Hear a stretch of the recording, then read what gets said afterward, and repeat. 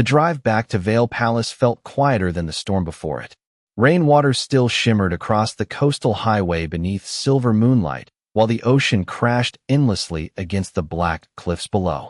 Clara sat silently beside Lucien inside the dark car, her hands folded tightly in her lap. She could still see Daniel's face, not because she missed him, but because for the first time in years, she had looked at him and felt absolutely nothing. No anger, no humiliation, no need to prove herself, just distance. The realization unsettled her more than she expected. Beside her, Lucien remained calm and unreadable, one hand resting loosely against the black leather seat, while city lights passed across his pale face in soft flashes of silver and gold. "You are quiet," he murmured. Clara let out a faint breath. "So are you. I usually am." That almost made her smile. Almost. Outside, the rain finally began fading completely, leaving only fog drifting low across the cliffs beside the ocean. Neither spoke again for several minutes. But unlike before, the silence no longer felt cold. It felt tired, comfortable, dangerously familiar. Clara leaned her head lightly against the window. Everything had changed too quickly. A week ago, she was invisible. Now an immortal king looked at her like she belonged beside him. The thought still felt unreal. "You frightened him tonight." Lucien's voice broke gently through the silence. Clara turned slightly. "Daniel?" "No." His silver eyes remained fixed on the road ahead. "Elias." Pain twisted softly through her chest. "Of course." The little prince always sensed everything. "He looked afraid when we left," Lucien continued quietly. "He rarely asks people to come back." Clara lowered her eyes. "He has probably learned not to expect it." Silence settled heavily between them. Lucien's jaw tightened faintly. "Yes." The answer sounded ancient. Not defensive, not angry, regretful. Clara looked out toward the ocean again. What happened to his mother? The question lingered inside the car for several seconds. Lucien did not answer immediately. When he finally spoke, his voice had gone softer than before. "She was human." Clara blinked. Slightly. Lucien continued watching the dark road ahead. "The court never forgave me for loving her." Something painful moved through his expression before disappearing again. "She died when Elias was 4. The atmosphere inside the car shifted instantly. Not dramatic, just unbearably sad. Clara swallowed slowly. "I am sorry." Lucien gave a faint nod. "For a long time," he murmured quietly, "I believed grief made me stronger." His silver eyes darkened slightly beneath passing moonlight. But all it really did was make the palace colder. Clara's chest tightened painfully. Suddenly, so many things made sense.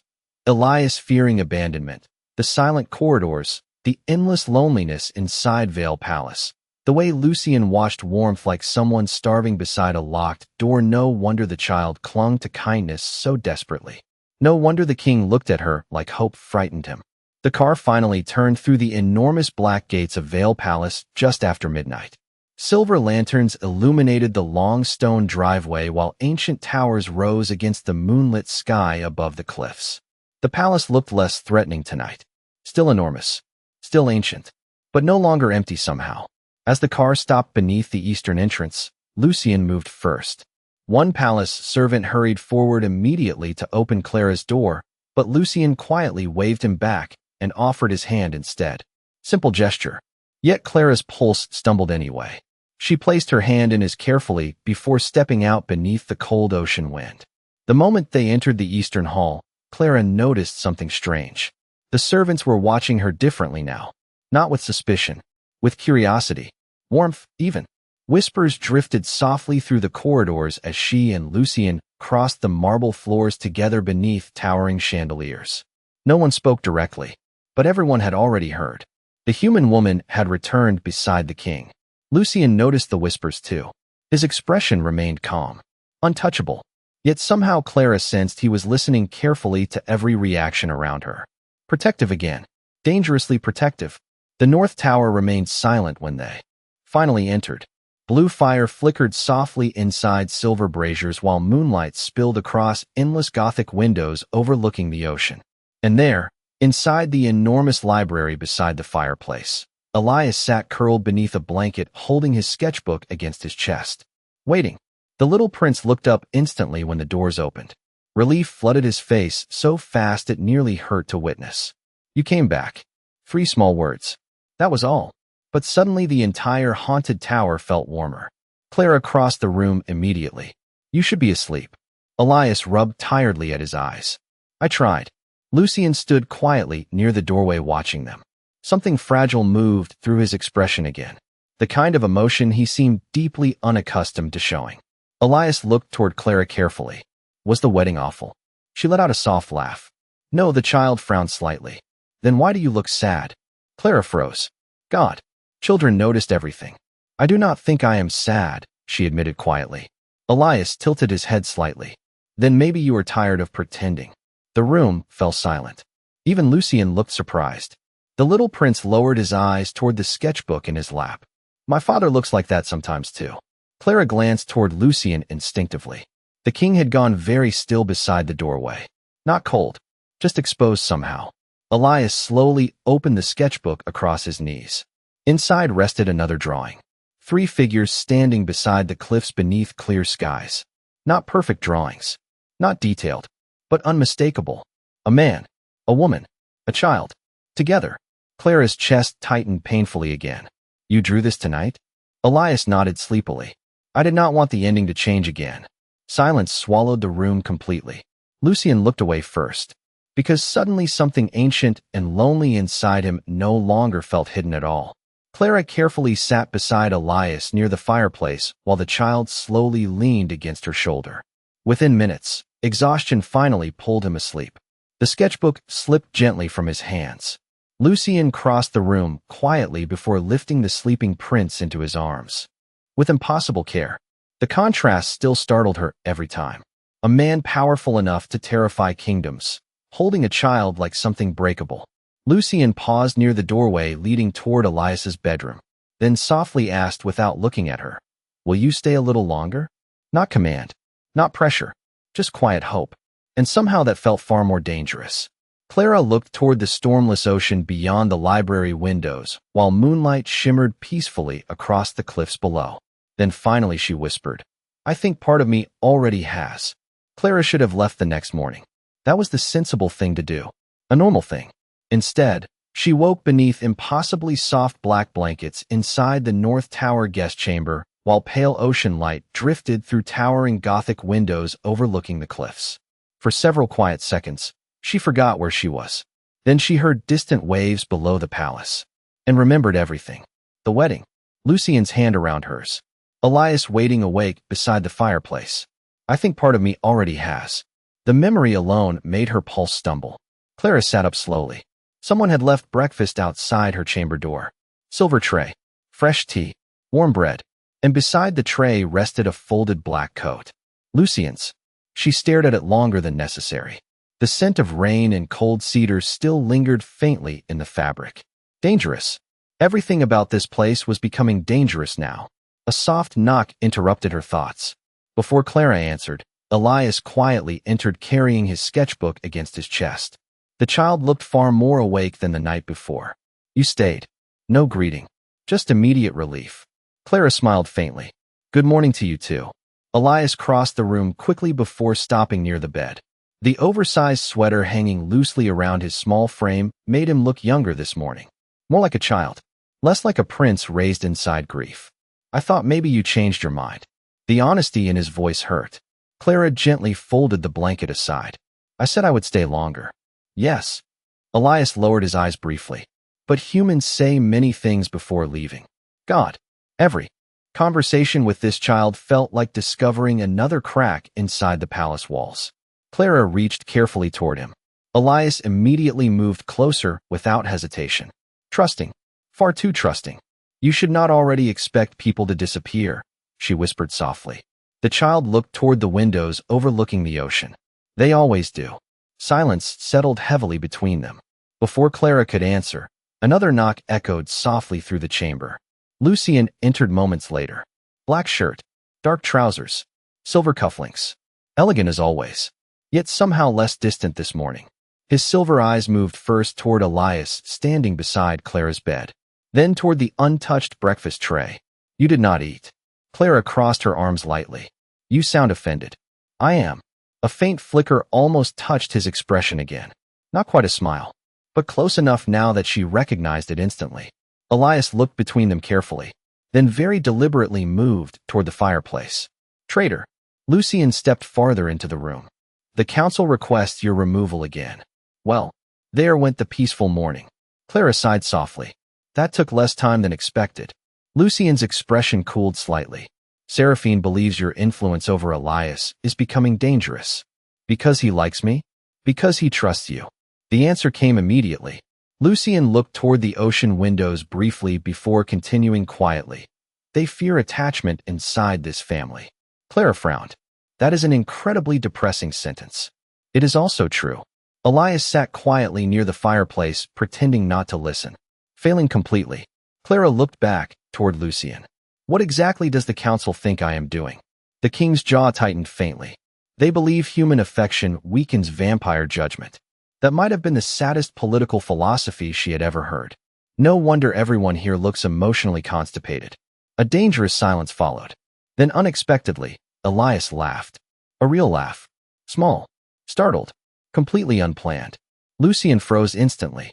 The entire room seemed to freeze with him.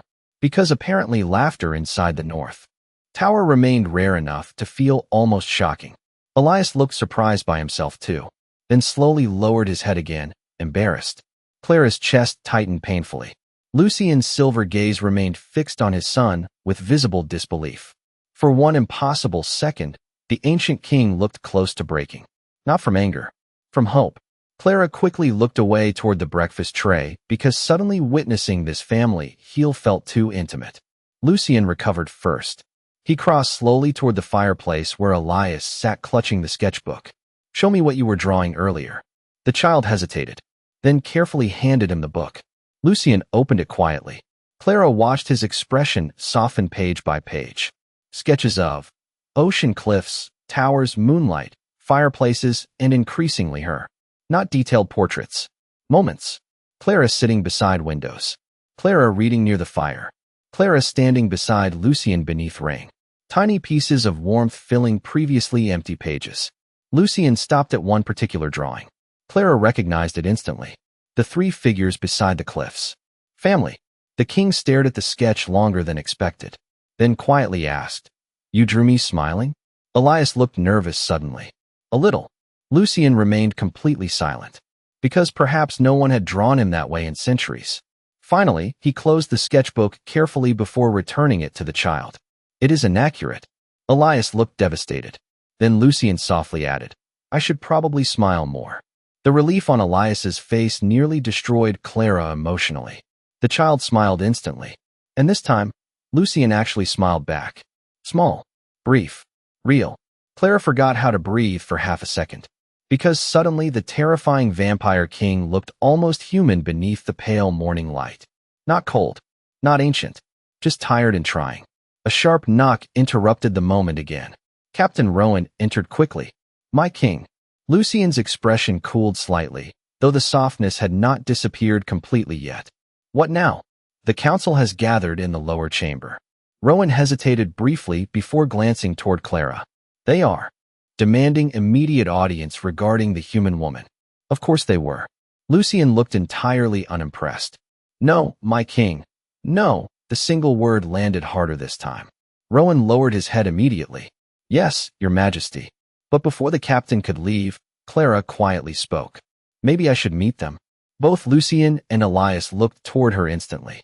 Lucien's expression darkened. "Absolutely not. They already hate me. They fear you. That is worse." Lucien crossed the room slowly until only a few feet separated them again. Too close. Always too close now. You are not standing alone before people searching for reasons to wound you.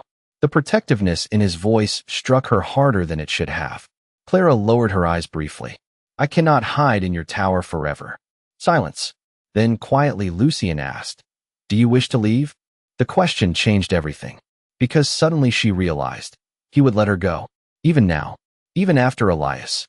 Even after the wedding. Even after whatever impossible thing was growing between them. Lucien would still let her choose. Clara looked toward the ocean beyond the towering windows, then toward Elias waiting nervously near the fire, and finally back toward the king standing impossibly close beside her. For the first time in years, Leaving no longer felt like freedom. It felt like loss. The council chamber smelled like cold silver and old judgment. Clara realized that immediately the moment the massive black doors opened before her. Towering marble pillars stretched toward vaulted ceilings covered in ancient carvings, while pale blue fire burned inside silver braziers surrounding the circular chamber. Every noble inside the room turned toward her at once. Silence followed. Not respectful silence. Evaluating silence. Lucien walked beside her calmly through the center of the chamber, wearing black like he belonged to the shadows themselves. Which, Clara supposed, he probably did. She felt the whispers begin almost instantly. The human, the outsider, the woman from the wedding. Lucien heard them too. His expression remained perfectly still. That somehow felt more threatening than anger. Captain Rowan followed. Several steps behind while palace guards lined the walls beneath silver banners bearing the royal crest. At the far end of the chamber sat Lady Seraphine. Elegant, beautiful, dangerous. The noblewoman's silver gown shimmered beneath blue firelight, while sharp eyes followed Clara with controlled disapproval. And for the first time since arriving at Vale Palace, Clara finally understood what true vampire nobility looked like. Not monsters. Worse, politicians. Your Majesty, Seraphine said smoothly while rising from her chair. We appreciate your presence. Lucien stopped beside the throne platform. You requested audience regarding Miss Whitmore. No warmth. No patience. Straight to the point. Several nobles shifted uncomfortably. Seraphine folded her hands gracefully. The court has concerns. Of course it does. The answer came so dryly Clara nearly looked at him in surprise. Apparently Lucien disliked these meetings as much as everyone else feared them. Seraphine's gaze moved toward Clara again. The human woman's influence over the prince is becoming increasingly difficult to ignore. Clara crossed her arms lightly. He likes books and soup. I am not exactly leading a rebellion. A few younger nobles looked startled. One elderly council member almost choked trying not to laugh. Lucien's silver eyes flickered briefly toward Clara. Dangerous. That almost smile again. Seraphine remained unmoved. The prince has become emotionally dependent. The room cooled instantly. Lucien's expression hardened. Careful. One word. Soft. Deadly. Seraphine held his gaze calmly. With respect, Your Majesty, attachment creates weakness. Clara noticed it then.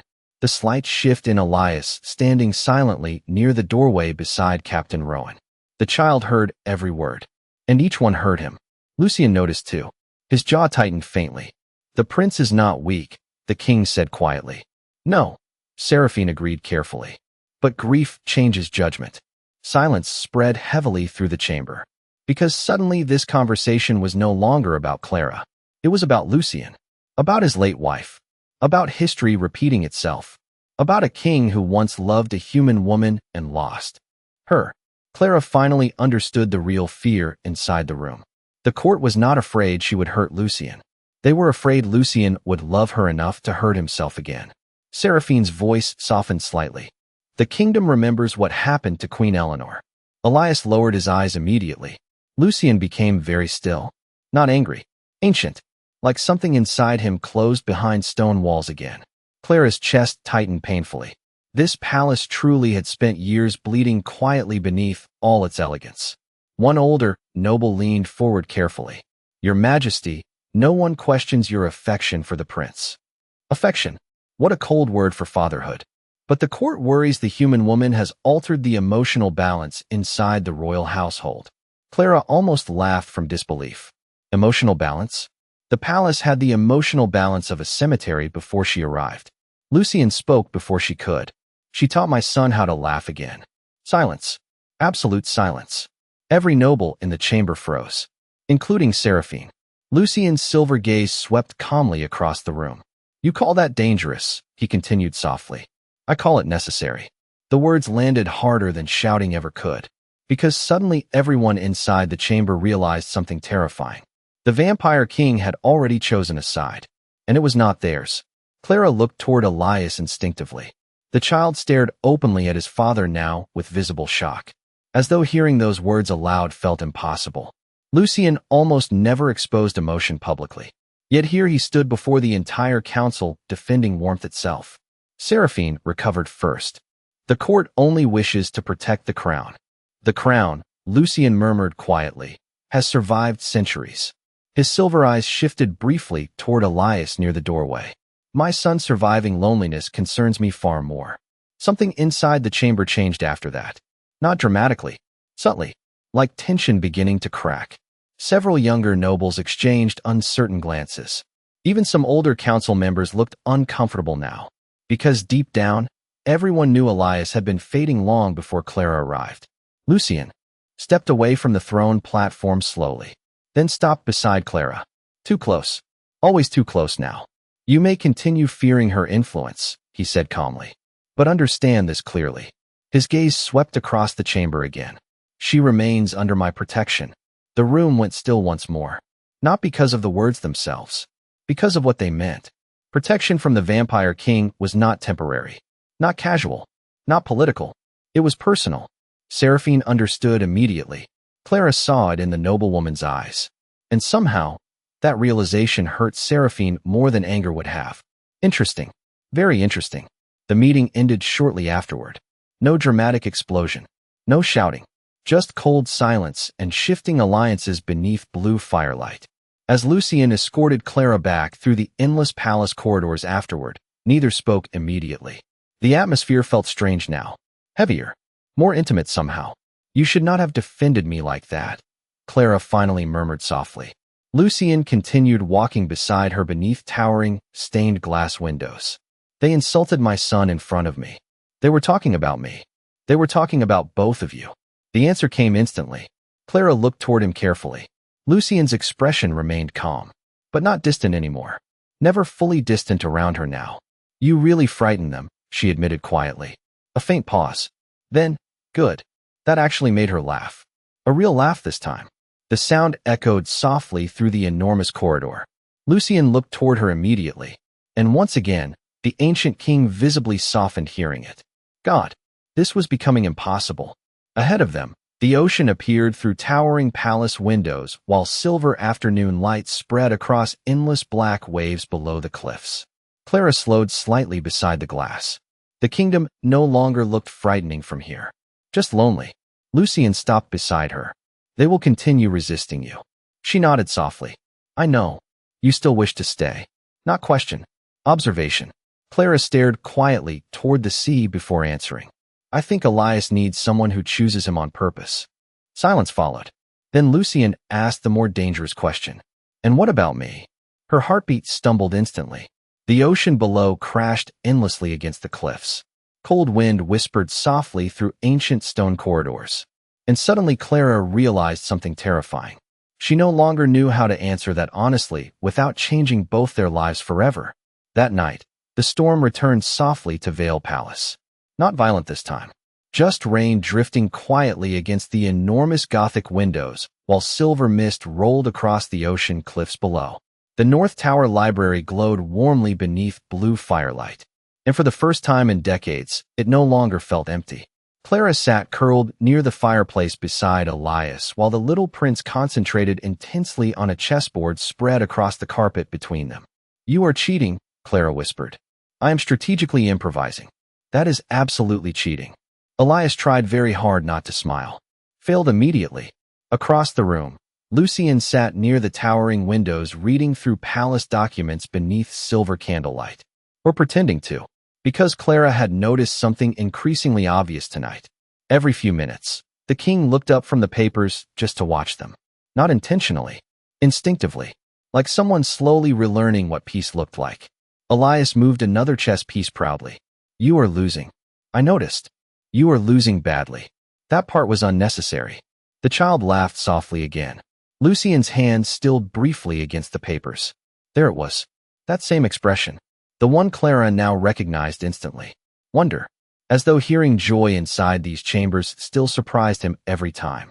Outside, thunder rolled faintly across the distant sea. The little prince suddenly looked toward the windows. Will the council make her leave? The warmth inside the room dimmed immediately. Lucien closed the document slowly. No simple answer. Absolute certainty. Elias lowered his eyes toward the chessboard.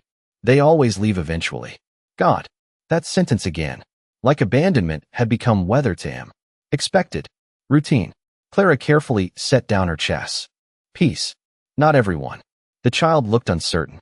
Lucien rose quietly from the chair near the windows before crossing toward them. The king stopped beside the fireplace while blue light flickered softly across his pale face. When my mother died, he said quietly, I stopped speaking for nearly a year. Both Clara and Elias looked up at him immediately. Lucien rarely spoke about himself, especially like this. The rain continued softly beyond the windows while the fire crackled gently inside the silent tower. The court believed grief would weaken me, Lucien continued. So they taught me to bury it instead. His silver eyes drifted toward the ocean outside. They called loneliness discipline. Something twisted painfully inside Clara's chest. Because suddenly she understood.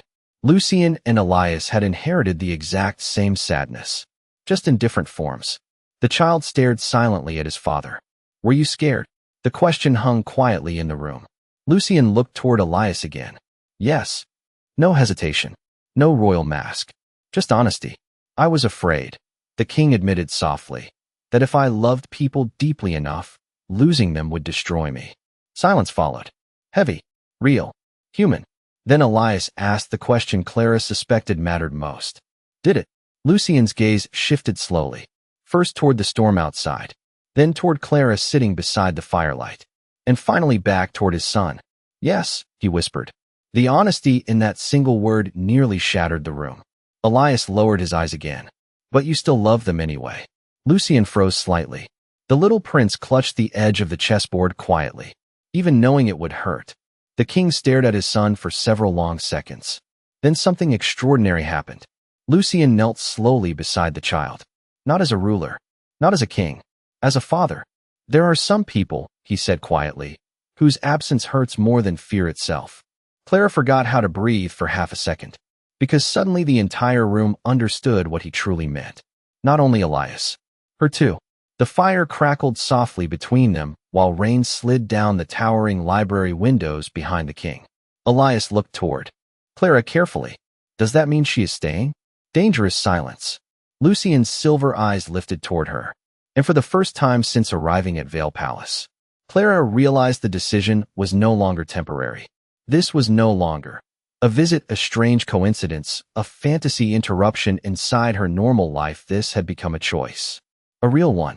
Stay or leave. And somehow leaving now felt unimaginable. Clara looked around the library slowly. The chessboard, the warm firelight, the sleeping palace beyond the tower, the lonely child waiting to be chosen, the ancient king trying to become softer for him. Home. The realization hit quietly. Not dramatic. Worse. Certain. Elias watched her nervously.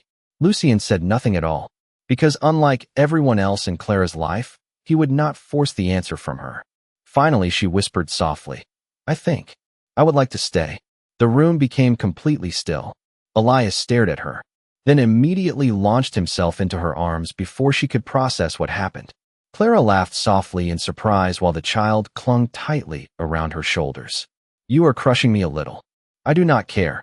Lucien looked away suddenly toward the fireplace. Too late. Clara still saw it.